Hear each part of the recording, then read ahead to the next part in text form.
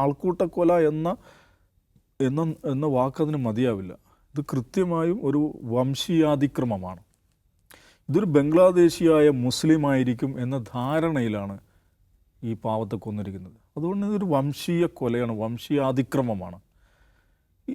ഇനി യഥാർത്ഥ ബംഗ്ലാദേശി തന്നെയാണെന്ന് വിചാരിക്കുക. നോക്കൂ, ബംഗാളിയല്ല, അസമി ഒന്നുമല്ല, സാക്ഷാൽ ബംഗ്ലാദേശിയാണെന്ന് വിചാരിക്കുക. അങ്ങനെ ഒരാളെ കൊല്ലാൻ ഇവർക്കാരെ അധികാരം കൊടുത്തിരിക്കുന്നത്? അത് ഒന്നാമത് ബംഗ്ലാദേശ് പറഞ്ഞാൽ ആയിരക്കണക്കിന് കിലോമീറ്റർ അപ്പുറമുള്ള സ്ഥലമാണല്ലോ. അവിടുന്ന് ഒരാൾ ഇവിടം വരെ എത്തുന്നുണ്ടെങ്കിൽ നമ്മുടെ സംവിധാനങ്ങൾ, അമിത്ഷായുടെ നേതൃത്വത്തിലുള്ള സംവിധാനങ്ങൾ എന്തുമാത്രം ദുർബലമാണെന്നൊരു പ്രശ്നമുണ്ട്. അപ്പോൾ അമിത്ഷായുടെ സംവിധാനങ്ങളൊക്കെ ദുർബലമായപ്പോൾ സംരക്ഷിക്കാൻ ഈ മിത്രങ്ങളാണ് ഇറങ്ങിയിരിക്കുന്നത്. മിത്രങ്ങൾക്ക് ആരാണ് അതിൻ്റെ ഉത്തരവാദിത്വം കൊടുത്തിരിക്കുന്നത്? ഈ പാവത്ത് നോക്കൂ, അദ്ദേഹത്തിൻ്റെ മുഖം നോക്കൂ, അദ്ദേഹം സംസാരിക്കുമ്പോൾ അദ്ദേഹത്തിൻ്റെ മുഖഭാവം നോക്കൂ. മെലിഞ്ഞു ഒട്ടിയ ആ മനുഷ്യൻ കാണുമ്പോൾ തന്നെ പരിക്ഷീണനാണ്, വിശക്കുന്നു എന്ന് നമുക്ക് തോന്നും. അങ്ങനെ ഒരാളെ ഇങ്ങനെ മുഖത്തടിക്കുവാൻ അവർ നയിക്കുന്ന മനോവികാരം എന്താണ്? എന്ത് രാജ്യസ്നേഹമാണിത്?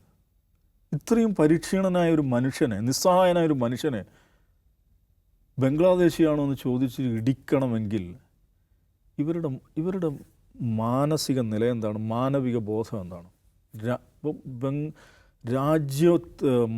മനുഷ്യനേക്കാൾ, മനുഷ്യൻ്റെ വേദനയേക്കാൾ, മനുഷ്യൻ്റെ പട്ടിണിയേക്കാൾ അവരെന്താണ്? രാജ്യസ്നേഹം എന്ന് പറഞ്ഞ് അവരുണ്ടാക്കിയെടുത്തിട്ടുള്ള ഈ വംശീയതയാണ് വർക്ക് ചെയ്യുന്നത്. അതുകൊണ്ടാണ് ബംഗ്ലാദേശിയാണോ എന്ന് ചോദിച്ച ഒരു നിസ്സഹായനായ മനുഷ്യനെ അടിക്കാൻ പറ്റുന്നത്. ഇത് വെറുതെ സംഭവിക്കുന്നതല്ല. എന്താണ് ഈ നടന്ന സ്ഥലത്തിൻ്റെ പേരെന്താ? വാളയാറിൽ ഇങ്ങനെ പൊടുന്നനെ സംഭവിച്ചൊരു കാര്യമല്ല.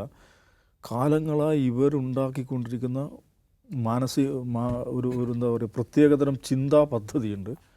അതിൻ്റെ ഫലമാണ് ഇതിലെ പ്രതികൾ, അവരെ മുഴുവൻ പിടികൂടുക, മാതൃകാപരമായി ശിക്ഷിക്കുക, ഇങ്ങനെയൊന്നും സംഭവിക്കാതിരിക്കാൻ ആവശ്യമായ നടപടികൾ സ്വീകരിക്കുക എന്നുള്ളതാണ് പ്രധാനം.